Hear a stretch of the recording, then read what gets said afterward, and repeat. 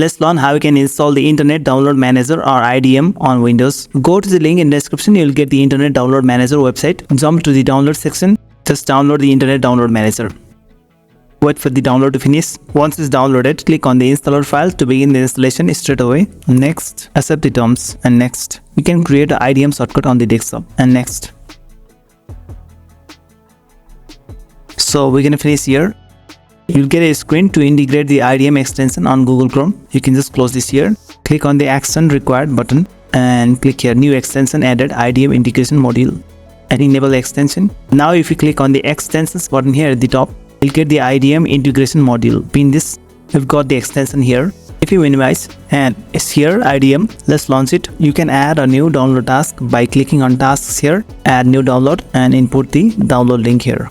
But you can directly download any file on Chrome using the IDM. Let me try to download any file. Download.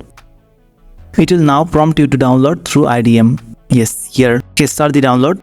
It's downloading through IDM. I'm gonna cancel it for now. So that's how you can install the IDM on Windows. Like this video. If you have any questions, write in the comments and subscribe to this channel.